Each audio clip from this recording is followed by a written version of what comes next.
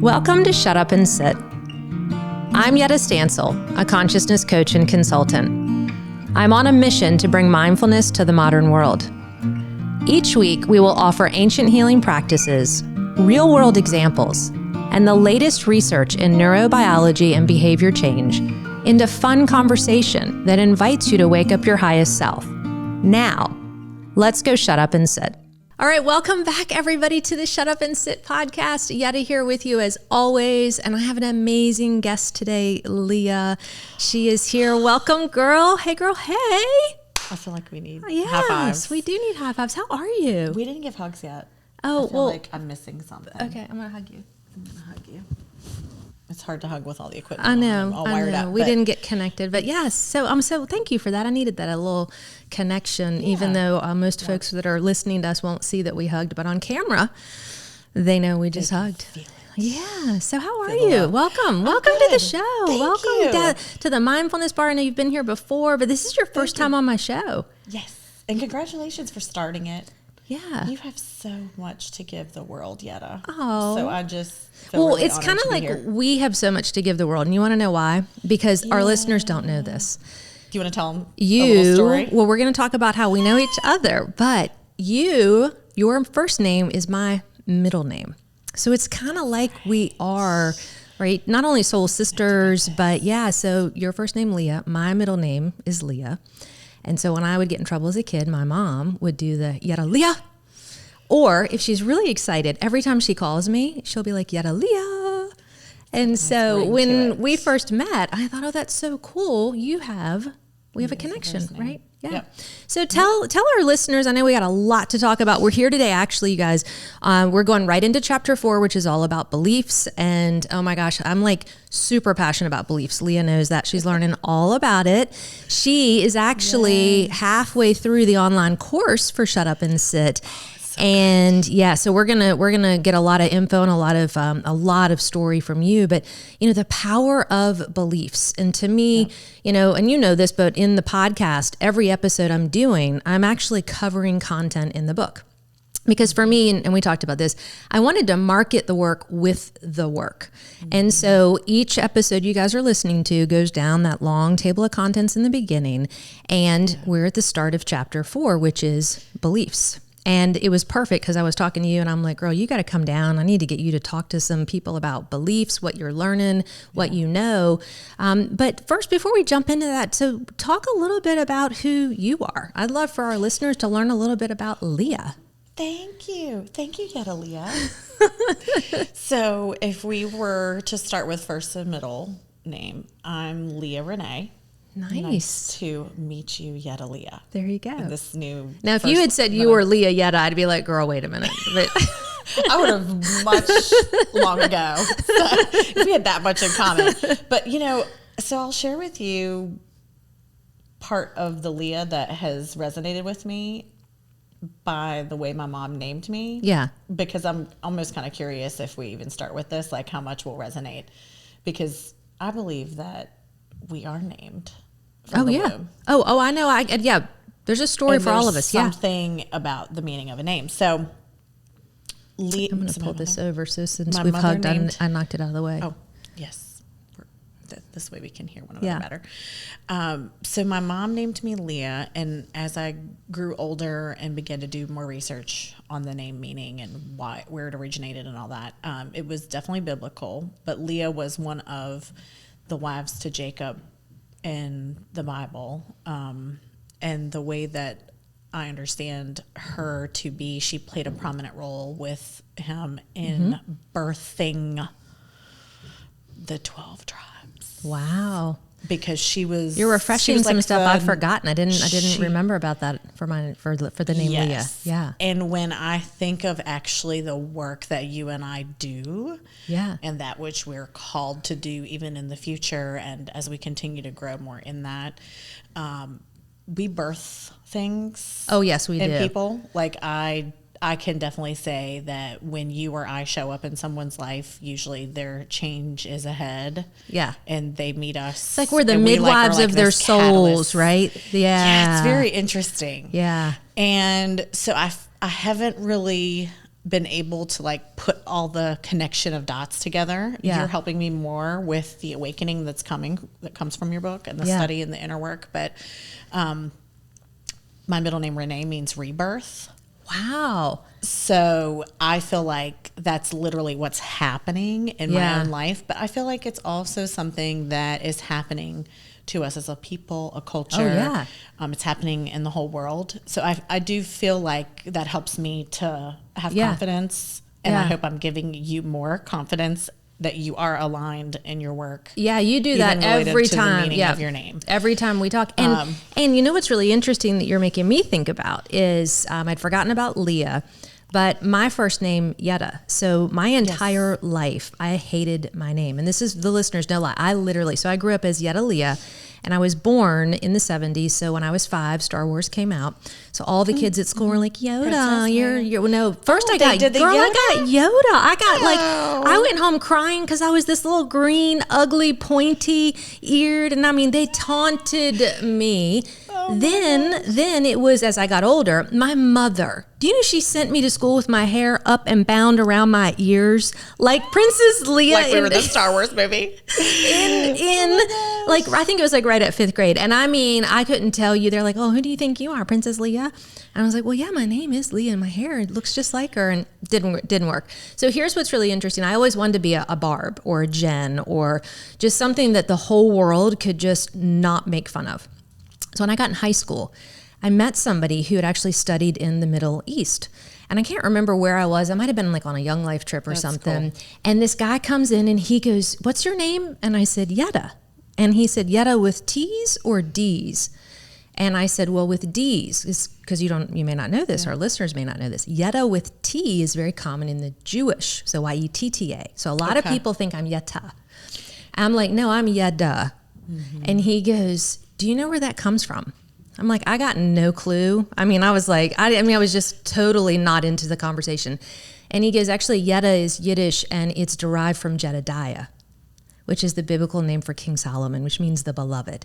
And it means love." He was the wisest man that ever lived. Girl, was he wise or what? And I just kind of stopped. So interesting, because we crave wisdom so much. Don't we? Yes. And we love to drop it, and we love to hear from others. And I'm all about wisdom. It's the one thing in earlier in my shows on the podcast, I tell the story about meeting with Deepak Chopra, and he says, "What do you want more than anything?" And I'm like, wisdom. And I've always been drawn to wisdom. But when I heard my name and the meaning, and so the last part I want to say about that is, I remember my mom was 17, which the viewers, if you've started from the beginning, you've heard that story. She was 17 when she had me, and she was 7 months pregnant when she got married to my dad. So it was 1972. She gets wheeled up to, MCV to go, to go into labor, and they said, "It's a girl. What do you want to name her?" And my mom was convinced I was a boy. She didn't have a name picked out for a girl. And the night before, she had a dream, and she kept hearing the word Yedda in the dream. Oh, I love and that. So when she was in the hospital and they were telling her it's a little girl, she said she just remembered the name Yedda. It just popped in her head, and she goes, "I want to call her Yedda." And I'm sure the doctors were like, "Are you sure about that?" So nobody knew what Yedda was. My mom didn't know. So what I also love, and I think what our listeners are going to learn about some time that you're going to spend with us today too, is the both of us really jive in that world of the mystic, the magic of I call it divinity, of the divine intelligence of the universe. And I know I use some kind of stretched out words for some folks, but really sitting with literally the intelligence of all existence that is in and around, and it's communicating to all of us if we would just shut up and sit and listen. Mm-hmm. And so we both love to go into that space of mystery. Yep. Literally to go into and question and be with. And so for me, that story of my name and meeting like-minded and kindred souls like yourself, the first time we met, we were like, we need to hook it up and get together and do some stuff. So so that's the story of the Yedda. So now we've got Yedda and we have Leah, so we know the meaning of both, and that's it. And so y'all, listeners, take what we're telling you and talking about today to your own life. Yeah. I did have a mentor a couple years ago say, and she reminded us of this, that the name meanings really do resonate often with the purpose and calling on your life. Yeah. Totally agree with that. It's so interesting. And so even if you just start doodling or Googling. Yeah. You can go into Hebrew. You could go into, just because I knew my name was biblical, I went into the Hebrew meaning and English, and then realized that Renee had French to it. So it was just so interesting. And I know a lot of people are into things now like ancestry. I haven't done that yet, but I think I did, and really I was so disappointed. I was like 86% British, and I thought for sure I was going to be like a Persian princess. Because people ask me all the time. You look like a Persian princess. They're like, where are you from? Who from? British. Well, Audrey, right? Audrey isn't British. She's actually from Austria, German, but she lived in England and during the war. I know her whole story. Like she... Yeah, so actually, for folks who are not watching, Leah's actually referencing the logo on the back of Shut Up and Sit, which is like Audrey Hepburn Goes Zen, which is kind of my spirit animal. If I could be anybody in time and history, I'd really want to go back and hang out with Audrey. For sure.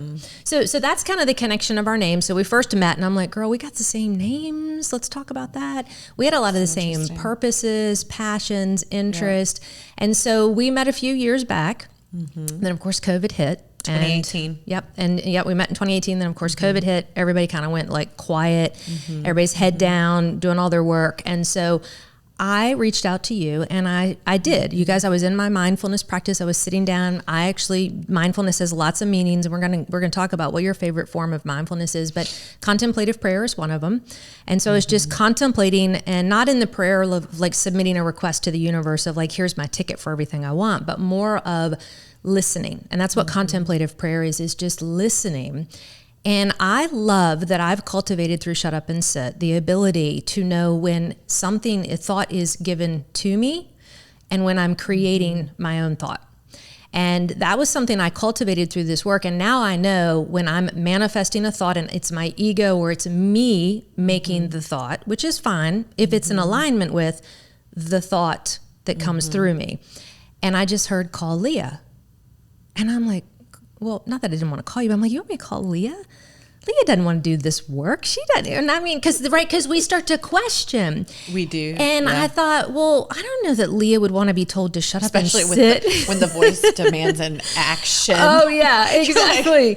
And it was, I'm like, okay. And so what a lot of our listeners haven't heard me talk about yet, and this is true for me in my practice of cultivating silence and shutting up and sitting and listening, is really being in a space where what I can do is hear that knowingness. And that's what wisdom is, hearing that knowingness. And then, like you said, taking action on the knowingness. Yeah, I know these bar stools, you can get up and move around if you want. I love sitting on them, but if guests come and they're like, girl, I'm not.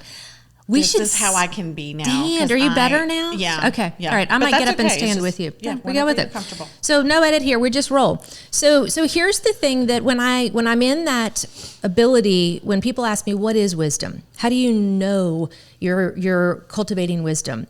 And I say, because the thought doesn't initiate from me. It's a knowingness that just comes. And I find myself a lot turning and being like, you want me to what?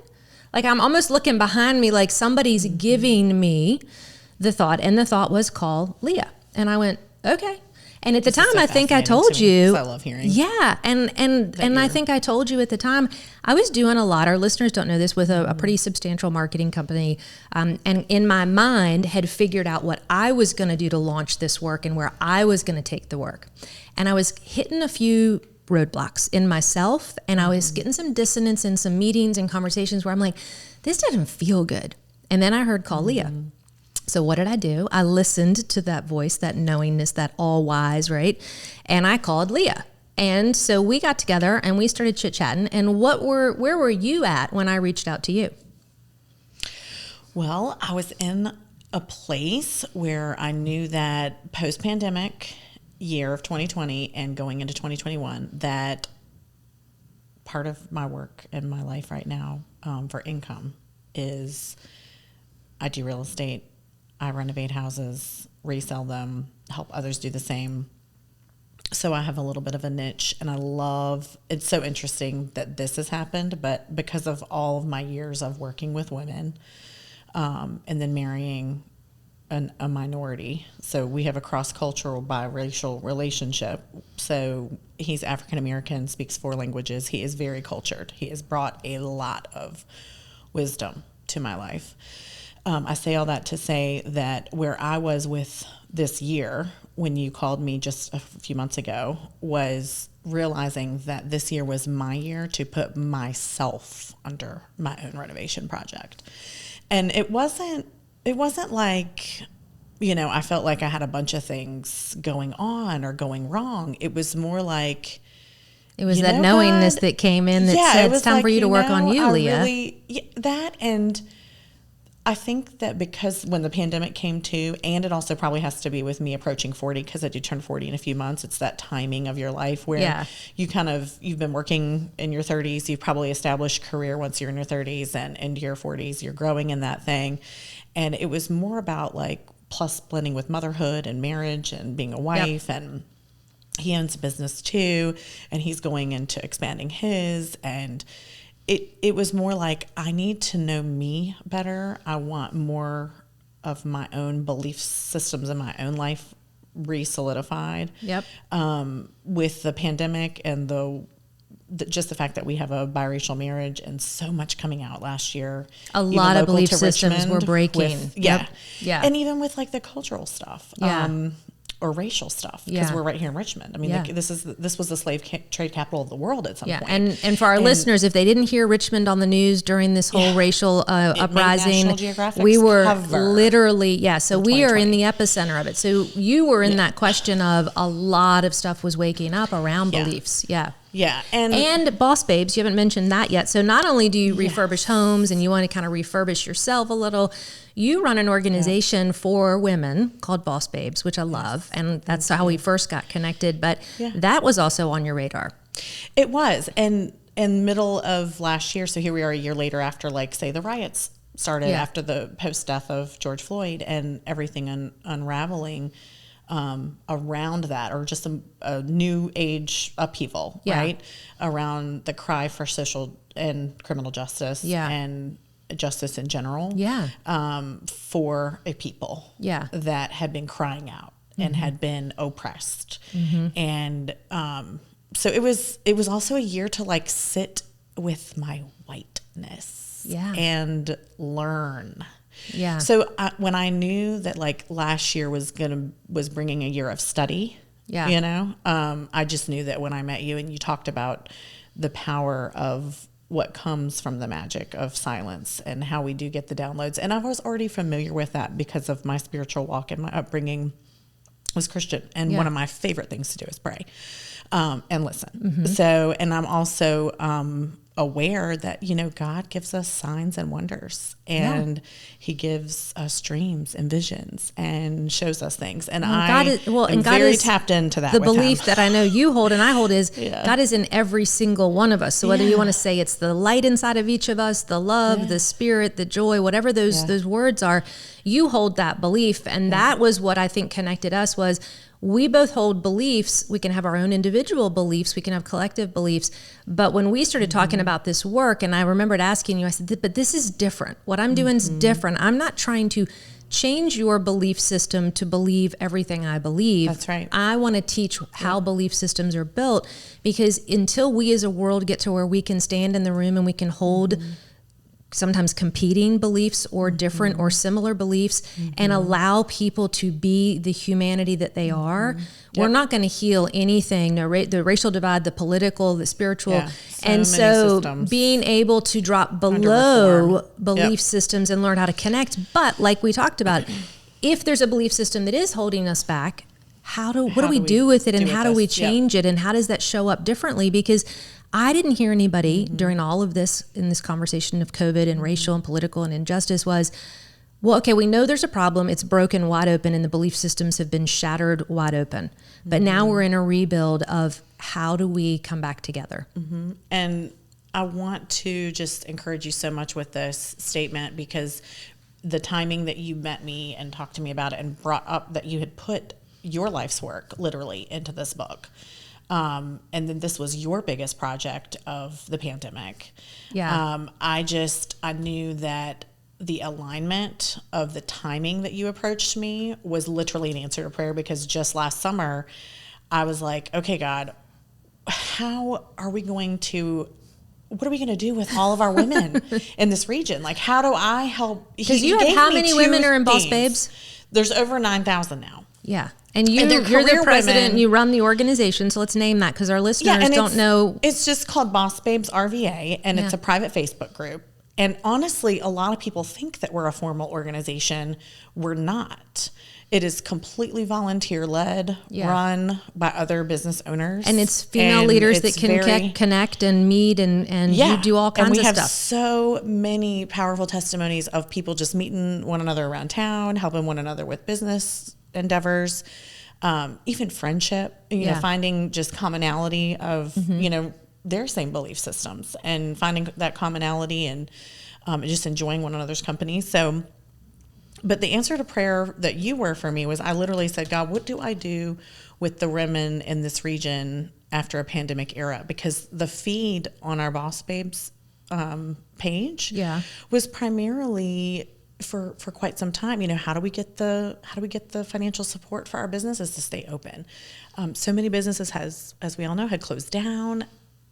Even career women were sent home.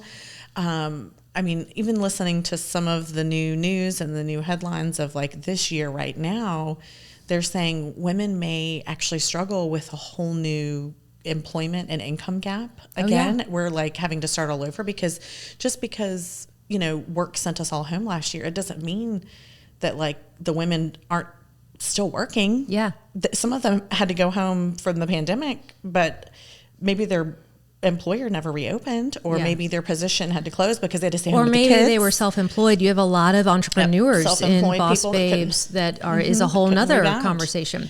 So we talked a little bit about, and so you were like, oh my gosh, I've been in this question. And I had this question I brought to you and I said, so I've been doing this work one-on-one and it works. And that's how the workbook, which you guys that are listening, you know this, but who on video, you know, this big black workbook here that I designed was really just meant to be for my individual clients. And then I just kept hearing, put it together in a course. And I thought, okay, so I piloted a course with some other clients and did that, and it was great. But then I thought, okay, and that was the call Leah, and I said, okay, so I'm going to call Leah. I don't know, and then I brought up, I'm like, you know, I'd love to do kind of more of a beta, a little bit more formal. I've got all my content down, but I wanted to put something together. And so not only did it answer something for you, a need and a prayer, but then you put together a really great group of 12 women to be able to sit down and actually go through this work. And we're working on that. We're halfway through the program. And so I'm curious, as that got brought to you and you were in the question that you were in, what's your experience been? And I have to say this every time, y'all, when I'm talking, because it's a big question. They never know. Yeah, they never know what I'm going to ask, and I'm always prepared for the answer. So you know me, and I want you to be real. Yeah. I don't know the answer to this, but what's your experience been thus far, going up through into, and because we're finishing up, we just finished up the beliefs chapter. But what's been your experience about this work so far? And you could just open-ended there, like what's it been like for you to go through this work and do it with a group of women that you selected? Yes. And who gave us permission. Oh yeah. And they said yes. Yeah. To doing this inner work. So I would say, you know, God gave me these 2 words for women for this year, and it was rise and rebuild. And he was like, I'm just going to help y'all rise and rebuild. And so when you approached me with this course, that was why my yes was so easy and literally immediate. And when we got started and I began to reach out to my circle, and these are the ones that are doing our beta circle with us. Some of these people are career women. Some of them, as you know, have been friends with me for 18 to 20 years. Yeah. So they know me really good. So I think what I really love about the beta that you're doing with us for Boss Babes is I see that there's opportunity for other women who also have circles of women that might need the same type of work.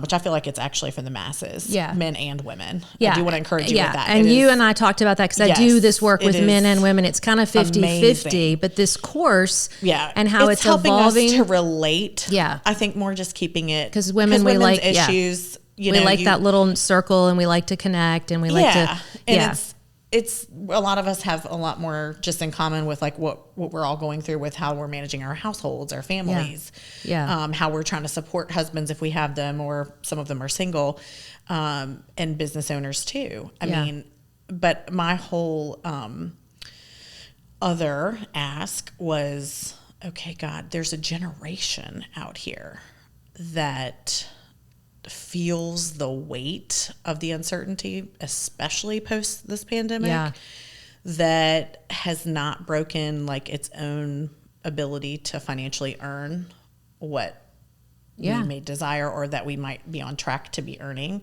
or we've already broken those records and we're some of the largest income earners in our family. And so we're kind of breaking some generational stuff on our bloodline. Yeah, we like talked with about financial that. breakthroughs and just doing things. It's so the weight of uncertainty of where do we go from here? Like, I feel like this course is like, that's the question that people probably all commonly have. Where do we go from here? What's next for me? I feel like this coursework is helping me get regrounded into what my knowing that I always knew and my foundation was, but it's also helping to reconnect me to myself, to God, to that place of contemplation. It's also, which in uncertainty, and you're contemplating things that really you don't have the answers to. Yeah. And you get caught up in your ego and your head and your narrative. And the next thing you know, you've pulled further away from your real true self, then gone closer in. And then and so people are looking for clarity right now. They're looking for answers. They're looking for direction. For me, I just needed a bit of like a reset. And I mean, I knew a lot about what my life's, I know a lot about the calling on my life and my assignment. So what it is. And so I stay in the lane of working with mostly women and minorities. Has been what's been common. Well, and you and I talked I don't really about advertise that, but that's who all is drawn and comes to me. And we both do work with that group, but you talked about this when we started the course. And it is true for a lot of the women that are in this course with us in the beta, is that we, and I remember telling you this, I did not, and this is our listeners, I don't think I've ever said this, I did not anticipate putting my personal story in with the coaching manual to teach people about how behaviors and beliefs were built. I mean, I've always had a background in behavior change. If you want to change a behavior, I'm the person to come to. Everybody in Richmond knows that. And that's me just saying that was my calling, and I stepped fully into that. So I was very clear I was going to do a manual to teach people about how to take behavior change into the business world. And I also said, well, it would be cool. I'll tell you my personal story. The editor that helped me was like, oh, you got a great story. So tell that. I never wanted the two to come together, ever. And I told you that. They're together in the book. And now I understand in hindsight, looking back, why. Because you brought some really great wisdom, and you said, Yedda, you and me and these girls in this group, many of us are the first generation that is breaking the ceilings and the barriers in incomes and stepping into 6-figure incomes and even 7-figure incomes. But if people were to look back at our stories, being women, being minority, or both, they would say, it's not going to happen, and they would have bet against us because we didn't have the belief systems that we were raised with that was possible. So in our own way, we've all been sifting and sorting and acquiring belief systems to be successful. And so that space of this work was to step into that and then say, how did you, and help the ladies understand there is a little bit of science to it. And now we're going to put some serious intention to stepping into the next level. We've broken some barriers, but we have places we want to go. And I know the world, like you said, there's a calling. Everybody is waking up going, well, where do I want to go? Where do I see myself in this new world that's kind of rebuilding? And why not me? Exactly. And the minority belief systems that are held, and I know Caucasian men are under a lot of attack right now today. Yes, we're not here to attack Caucasian men. We're not here, and I think that's the biggest disclaimer. Love you and we support. It's not about going and attacking and saying you did this to us, but it's about an invitation to say, and you and I talked about this, minorities had to learn the power of invitation to survive. And so we naturally have been building and learning about belief systems. But now the work for minorities is we're waking up from belief systems that were given to us that really aren't ours. And let me give you a visual aid. Yeah, do that. This was really powerful to me. And I feel like I probably got it from my pastor years ago, but he was just talking about the story of Adam and Eve, and in the book of Genesis, where we read about Eve being his rib, like a part of him. And when you think about your body parts, if you were missing an arm, missing a rib, because it's in your midsection, you might have the tendency to slump. Mm-hmm.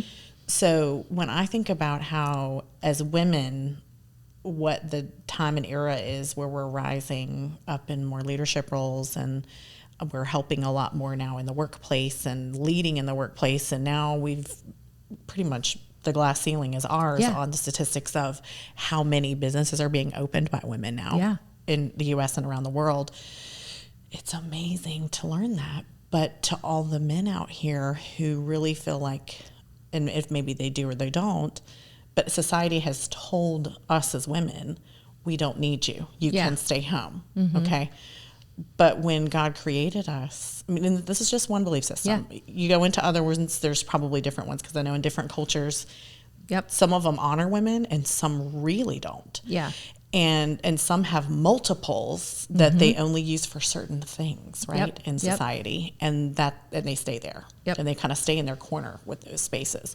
But I say that to say, I feel like we just need to be reminded that, like, without us, without the two genders being together, working together, such a great reminder. We literally are one and are a part of one another. Yeah, and I think it's why leadership is being raised up in the workplace for women and with women. The divine, and the divine energy of women. You know, you're saying the word goddess, but meaning just in that archetypal, like, and just really stepping into the divine feminine. You know, we're not just women, we're divine too. And so bringing that divine kind of feminine energy into leadership, we do lead differently. And that's great. And we're really moving and shifting in a world where we're both belief systems, male and female. All of that is welcome. And so we wanted to kind of work together on this work, not only when we first talked, we had layers of things we wanted to try to do. But now that you're in the work and we're in the whole process of belief systems, and most of you know this because you've been through it, so our listeners have been listening to our episodes, but I wanted to teach about belief systems, and I've got the book here in front of me, but the reason I wanted to teach about belief systems was so that people would understand exactly what you said. And I know we have different belief systems in the world. And my new awareness through the shutting up and sitting was, I can't go around and force everybody to believe what I believe. I realized that wasn't going to work. But I could take the power of invitation and say, this is who I am, and I could be the beliefs that I was, and I could learn how to connect to people who had different belief systems, because to me, that was and it's whether it's Caucasian male, whether it's political, racial, religion right now, if we don't learn and really get educated on what beliefs are, where they come from, are they serving us, are they not serving us, I don't see as a society where we've woken up and realized, and we talk about this in chapter 4, a belief is just a thought you keep thinking to the point you don't even realize you're thinking it. So the waking up work in this course and this diverse kind of integrative process I've been taking people through and taking you all through is just to teach what beliefs are. And if something's holding us back from where we want to go, what I had to learn was maybe part of that's just a belief system that I'm not aware of, that I needed to kind of bring up into awareness and say, that was something somebody gave me that no longer serves or suits me, which is where you and I have talked about this before in free will. That's the part that we do have to take action on. We don't just get to sit and go, well, I just didn't happen. Well, the truth is we have choice and we have the ability. So the waking up and shut up and sit for me was, okay, how do we teach people how to identify what they're believing? And if we want to cultivate beliefs of love, compassion, inclusivity, diversity, equity, justice, all of the things that we were, compassion, equanimity, how do we cultivate those belief systems? Well, we've got to start investigating in what we believe and then investing in creating new belief systems. Because how else are we going to recognize where we start with the reform? Exactly. And we're just running around on autopilot. And so systems are just breaking down. Like we're not even trying it. Like we're just all now kind of waking up and things are just really messy. Especially after the pandemic. So I'm very, very much just realizing how all of this awakening. Yeah. And how do you dismantle a system? Well, yeah. You don't. You don't. You watch it break and fall. Right. And, well, that's why and we talk about this. And you have to pick up the pieces. Yeah. And I'm putting on my glasses here so I can make sure I can say this, but I want to make sure I cover this. But so this was why, okay, and you've seen this because you've been in the book. Every chapter has tons of content. But in chapter 4, in the biology of belief, I'm going to read to you the different things we cover because I want you to pick out which one or two, you can have more than one, but which one do you think was the most impactful for you? So in chapter 4, we talk about the 4 brain waves, the 3 myths of behavior change, the 4 ways we avoid suffering. I list out the 20 top limiting beliefs, the 4 ways to change a belief, the 4 choices that matter, the 5 stages of ego recovery, and the 3 steps to inner freedom. So there's a lot in there. And I know you brought your copy of your book today, but I'm curious as you went through that and knowing what's breaking down in our systems and how things are kind of unraveling, when you started to really, think about that. That's just in one chapter. And don't worry for our listeners, you guys are going to get a podcast episode on every single one of those little subsets. But when you were learning about this, did you have any idea that there was this much information that went into understanding the inner world and our human psyche? Nope. Yeah, it's pretty complex, huh? Yeah, extremely. And what I loved about coming out of chapter 3, if I can tell you, and the listeners, is you have each person that's committed to doing this work. Literally, you just ask questions and there's lines to write your answers. Yeah. I don't even feel like some of the questions I could write answers to. Like I just didn't have them yet. Yeah. So what I loved about chapter 3 was you were helping us understand the origin of our lives. Yeah. You were helping us paint a picture for ourselves about where we grew up, what the beliefs were that were influenced in our lives, who were our role models. You had us really identifying all this stuff. And then, of course, the whereabouts that you grew up. All of that influences, if we were living in another country and like you just mentioned. You took the words out of my mouth. Yes, my friend. If we were in another country, life would be we'd have whole different belief systems, totally different. Because in each continent and each country, things are different, right? Yeah. So we have to get back to this place, like you encourage us to do in this work, where we do re-solidify like what our belief systems are. And what we end up learning is, I'll just reference this really quick, that our thinking and our belief systems are 2 totally different brainwaves. Yeah. I was like, what in the world? And then you were able to reference a lot about, in chapter 3, shame. Yeah. Which I didn't realize that was a root of, And it's used to control minorities, by the way. And that's the thing of waking up to a belief system around shame and being apologetic, and especially for us as women. Yep. It's just waking up. What am I believing? And is that really me? Or is that just a thought someone's placed on me or in me that I'm now desiring to let go of or reprogram altogether? Yep. Yeah. And then, so to answer your question about what was most impactful for me. I love that you brought your book. Yeah. And it is one of those books, and I hear this a lot from folks, but that you go back to over and over again. So you might not have the answer today, but you go back another time and then the answer might come. So it's meant to be taught in a manner and the content is taken in a way that you get to keep repeating, which is one way to reprogram a belief. Yeah, and in chapter 3, we talk Chapter about... Chapter 3 is right here, Chapter 4, Well, in doing the work from chapter 3, you have to be able to identify at the end of chapter 3 and resonate with what your current truth is. Yeah. And then actually, I think you might realize after you chart out all your Q&As to all the different parts of shame and vulnerability and empathy, and having empathy and grace for yourself for what you end up having as mirrored to you as your truth. Yeah. Is one of the most powerful things. And then, and I think it was on page 66 or 69 in the workbook where you talk about the power of changing, like how we frame our narrative. Yeah. And words are so powerful. Yes. So we're really talking about, and that's what chapter 4 is all about, is that there's a biology to belief that those thoughts that we have, those thoughts then end up going, as most of our listeners know, as mental units of energy down into the tissues of our body. They create emotions. Those emotions then drive our behavior. So there's a whole biology of belief system that is really body, mind, and spirit. It is a trinity. It is integrated. And I didn't see anybody teaching that integration and that trinity that said it lives in all parts of our being. And so if you can back up to being with the truth of who you are in silence and stillness, then you give your mind the ability to have options, to think different things, which then can then drive the body to then go out in the world and do whatever you want to do. And we haven't been taught that in personal development or leadership development, that there's kind of an equation. Yep. So this was my way of pulling all that together. And then I came to you and I was like, oh my gosh, I got all this so great stuff. Don't you want to eat all of it? And you were like, oh my gosh, this is a lot to consume. And I'm like, great, let's do a course. Yes. And so I'm loving doing this with you and with the women. And, you know, and it is new. It is something to bring out into the world to talk about beliefs in a different way. And so I'm really glad that you're able to share these insights and to hear, because you guys, I haven't heard any of this before yet.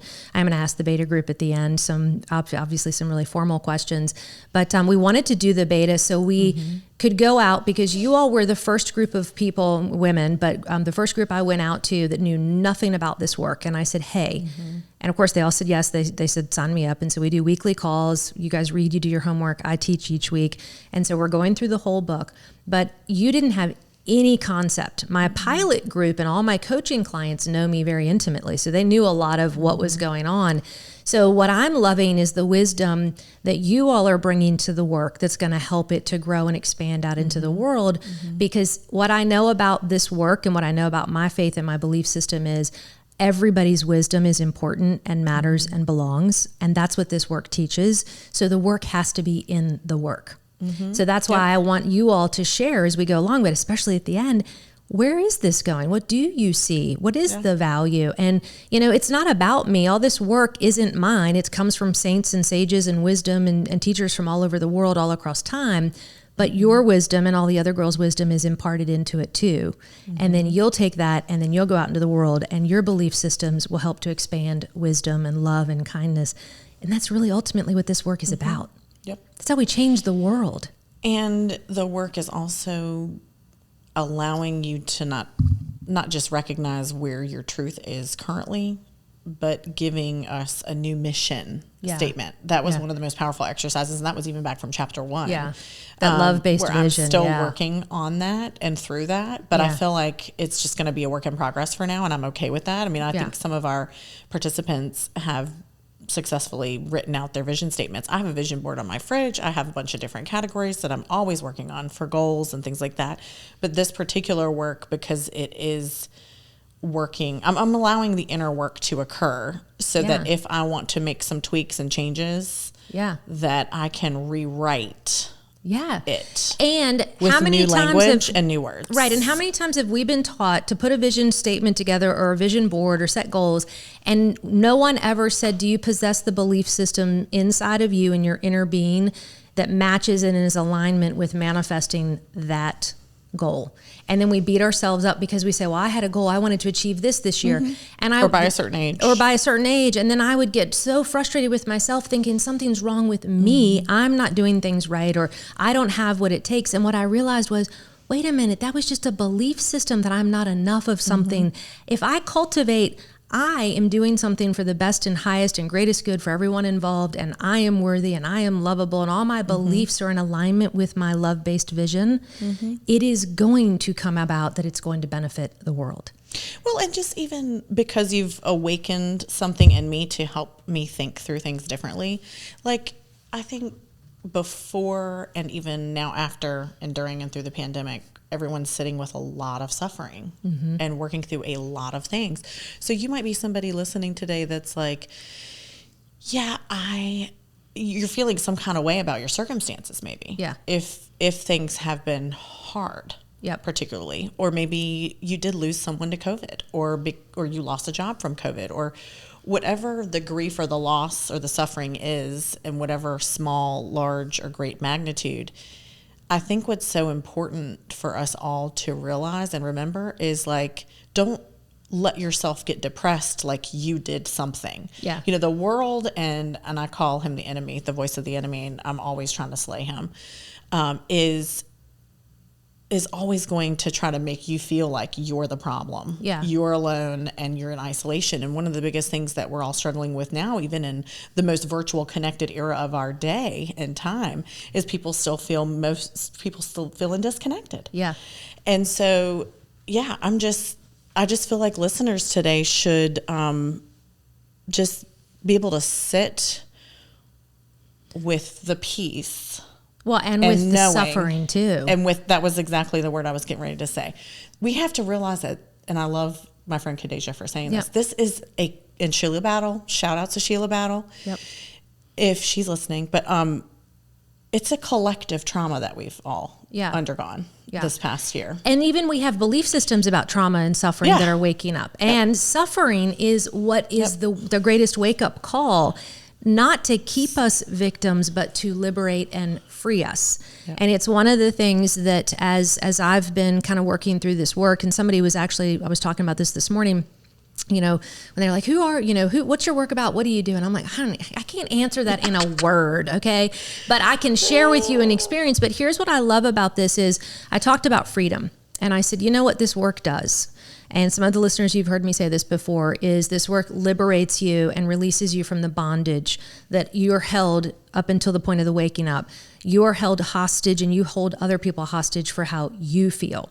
And what I mean by that is this suffering wakes us up and says, yes, that happened, but I might have been dealt those cards, but girl, I'm going to play my hand at a whole different table. I'm not trying to rewrite the game with these cards at this table. I'm given permission to say, I can carry those same cards, but I'm moving to another table, another whatever, and I'm going to play a different game. So we get to wake up and decide we're not victims, we're victors.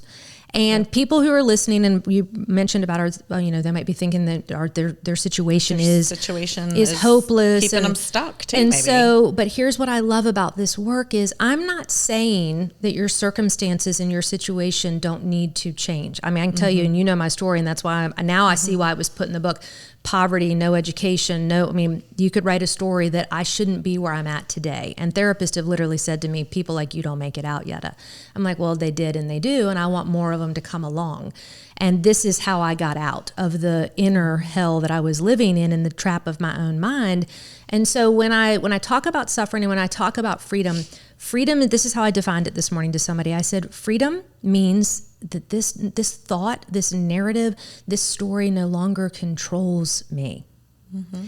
And I can rewrite the story, and that's where our wounds become our wisdom. Mm-hmm. And we don't have enough time on this episode. Robin's already given us the hand signals and telling us, because we always try to keep it less than an hour for you all, because we want to be respectful of your time listening, and we've got lots more to come, and Leah's going to come back. The sassy way to say that is, you said this in the book, that shit don't sit with me. Can you all embrace that today? There is some please, sass. because you need to realize, like, you have to recognize your thoughts and certain belief systems that have been put on you. On it. Like, it just release it. It is not. Yep. So that's what I mean about that. inner freedom. If you can be in any circumstance and know that it does not control you because you control your mind, that's the waking up in the inner freedom. And so even on a spiritual context, I remember thinking my mind was not in alignment with my spirit. My mind was a hot mess of ego on fire. So to align my mind and my body and my spirit was really what this work was about. And beliefs are key. It's why it's literally smack dab in the middle of the book. So we've got a lot here to continue to bring to you all as listeners, and you've got a lot more that you're going to continue to work on in the course with the group I just want to summarize like the part that I feel like is helping me the most right now from chapter girl. 4. Yeah, take us to the mountaintop. Taking you to the mountaintop and closing you out. Awesome.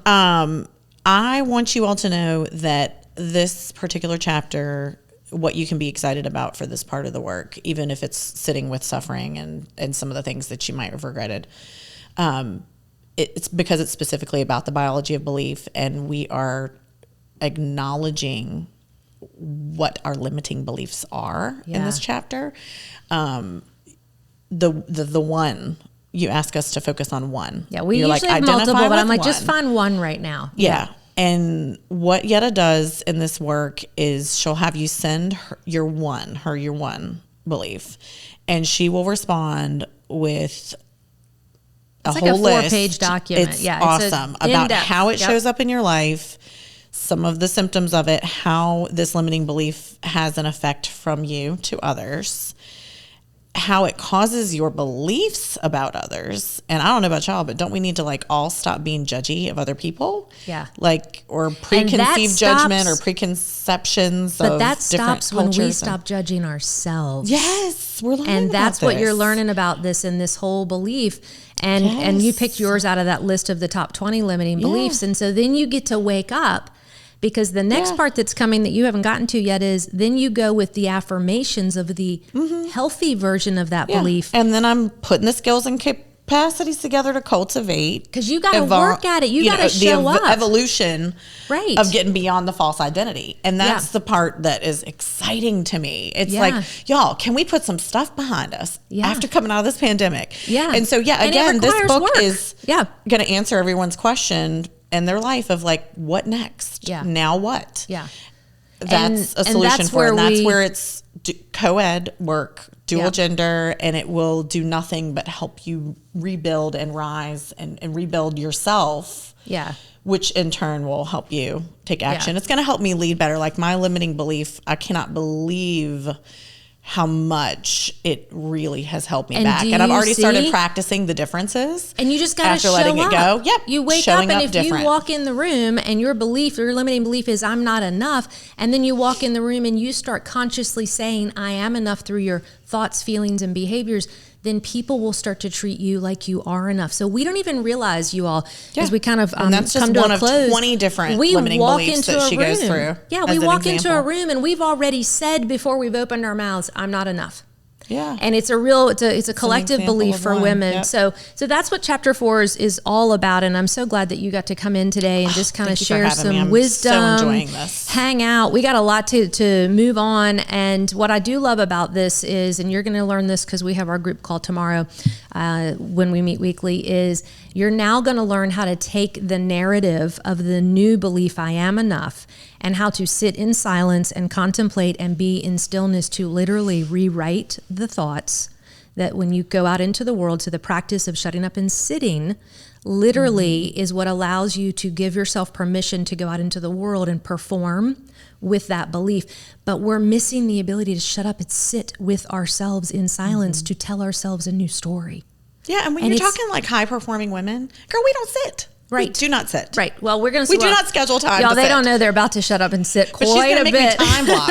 She's been making me time block and enjoy myself and enjoy quiet time. I'm so enjoying it. Thank you for helping me create an inner knowing and a peace and a rest and a refresh and restoration. Well, about and this thank season in my you life. for showing up today and talking about chapter 4 and about the power of beliefs. And what I want you to know and all our listeners to know is that I've said this lots, but your beliefs, okay, we're not here to argue belief systems, okay? But your belief system is welcome no matter, when people walk in this door, no matter who you come from, where you come from, what belief you hold. I don't have conversations with people's beliefs. I have conversations with the integrity of humanity that is inside of them. And then I want you to know all of your beliefs today are welcome. I want our listeners to know that their beliefs are welcome. And if and when people decide they wake up and they want to choose different belief systems, they will let you know. And we know when people cross our paths and they want different belief systems, we're here to serve them in lots of ways. You do it through your work, through your family, through your community efforts with Boss Babes. Thank you for being a catalyst for us. I didn't get a chance to also thank you. Do you know that you were the first Boss Babe in this region that opened up her space for me right when I was voted in to my leadership role? That's so exciting. So you had us here, and I literally met them here for the first time. I remember that back in 2018. It was such an awesome gesture, Yedda, and it was just so perfect. So I love how right now, you know, after a pandemic year, we're kind of recircling back, and we need to really get back to this reset as a region and as a people. I love that you invited your work back well, into and my y'all are all life, coming back because we're opening back up. We're moving forward. We're going to start giving some cool experiences. So as we begin to wrap up this episode of Chapter 4 in the Biology of Belief, which is just kind of an overview of Chapter 4, don't worry, our next episode's coming, and I'm going to be digging deep into the 4 brain waves. I am so excited to teach you what they are. If you don't have a copy of your book, you've seen, if you're on video, obviously Leah has hers, but you can go to shutupandsit.com. You can get the e-version of the book. You can get the hard copy 6x9. We got a workbook. We got an online course coming in a few weeks when we finish with this beta group of ladies. So we've got awesome stuff, and there is no excuse why the world cannot go within and do this work. This stuff is out on the airways and for the ethers for the world to take. Thank you for making me a better leader because of it. Yeah, thank you. In each sector of my life. Yeah. She's going to make me cry. No, don't cry. So, well, no, you do have permission to cry. But here's one thing is we do kind of take it now. The thing in the book is it says take it to the mountaintop. But Leah hadn't gotten to the end yet. The truth is when we get to the mountaintop, you know what we do? We walk our ass back down that mountain and we sit down in the middle of messiness. And give it a middle finger? All of life. Oh. We can give it a middle finger. Yes, we do that too. We do that too. But you know what? We walk back down that mountaintop and we take our seat in the middle of the chaos and craziness of this world we live in because our healing impacts the healing of the world. Yep. And so with my beautiful emotional friend standing here, what last words of wisdom do you want to impart upon the people that are listening before we head out and move on with the rest of our day? That you shouldn't put off the work anymore. Yeah. I feel like I was buried with things that I knew I needed to get to. And procrastination was one of my biggest things that I just couldn't do it anymore. Yeah. And this is being spoken you all by a woman who for this second year in a row. You're helping me practice vulnerability. So you are. I love it. I'm over here in tears. And I want to, and that's beautiful. You know what tears are? They're actually it's words. A release. It's a release, but you know what? They're actually words the heart can't express or say. Well, I'm trying. So you're doing it, but here's what I love about this, and this is as we are closing, and I do appreciate your vulnerability and your truthfulness and your just your essence of your soul. But this is coming from a woman, you guys, who literally for the second year in a row was voted one of Richmond's boldest women. And in Richmond Magazine, you're going to be, for a second time, featured as one of the boldest women in our community. And your beautiful, your big, beautiful soul and heart and mind and everything you've brought down here today is a gift to us. And so I want to thank you for being real and for letting our listeners know that no matter who you are, where you are, what's going on, you can do the work. And thank you for telling folks, don't put it off. And no matter where you're at with it. I mean, some people are like, gosh, Leah, you're one of the most productive, most successful people I know. And I'm like, girl, come sit with me for a day. Yeah. Well, you do a lot. And now you're working on being in addition to and in integration with the doing. What it is. Because when you operate from a place of being, it's effortless and you don't get tired and exhausted because you're constantly do. Yeah. So I'm excited because, girl, you're only halfway through the book. Wait till you get to the end and it all starts to come together. This is so exciting. Can I give you a bold invite? Yeah. I have a vision that I want to do a warrior photo shoot. I love that idea. And so I want us to get really decked out. And I can't really talk about all the things, but I want it to look, I've got some visual aids. Oh, I can't wait. I can't wait to see it because you're so creative. Yeah, we're going to do some cool stuff. And all of our listeners, if you're here in Richmond, you can come down to the mindfulness bar. You can hang out with us. If you're you want to connect with Leah and the Boss Babes, do that. If you are a Richmonder, bossbabesrva.com. Yeah. But I want you to also know that there's a part of me that feels like if in the rise and rebuild moment that we're in as a people, as a region, as a nation. Yeah. That if you are somebody listening from all over the world or anywhere in the U.S. and you feel like you want to have a tribe of women that you start and you build and you curate and you build community, don't hesitate to reach out through that website because I would love to see the magic of every city having something similar to Boss Babes. I mean, I don't care what you call it. Yeah, I think it's great. It works you have great such for a us, but you have to serve. find your people. Yeah. And I think what's been so amazing is people end up finding you, but they find one another Yeah. and they build and make their own community a better place. And it's just awesome. Yeah. So yeah, here's thanks to for sharing 2021 and what's to come for you too. I'm excited. And for you and for the world that's Thank you. doing this work. Yes. And so it's great. And then so I'm appreciating that you're letting folks know how to reach out to you. You guys know how to reach out to me, to the book, the work. And we are going to move right in on our next episode coming up into, like I said, the 4 brainwaves. So I'm going to get nitty gritty. I'm going to climb right in that funhouse of mirrors in your mind and teach you about how all this works in greater detail. But until then, I'm going to see you again soon, my friend. Yes. Thank you for coming down, and to our listeners, thank you guys for hanging out and showing up. And if we went over on time, you know what? That's just the way this rolls sometimes. So I try to keep it within an hour. Something to each of you. Yes. It did. It always does. So we trust the flow of it. Robin, our camera guy, is behind me, and he's probably looking at me like, we are past time. And you know what? It is okay. So mindfully, we are going to leave you with a huge, big virtual hug, and we're going to continue to chat after the show. But girl, thank you for coming down. And until the next episode, you guys have a wonderful day, and we'll see you soon. Take care. Bye, everyone. Bye. May you know goodness. May you know peace. May you know contentment. May you be at ease.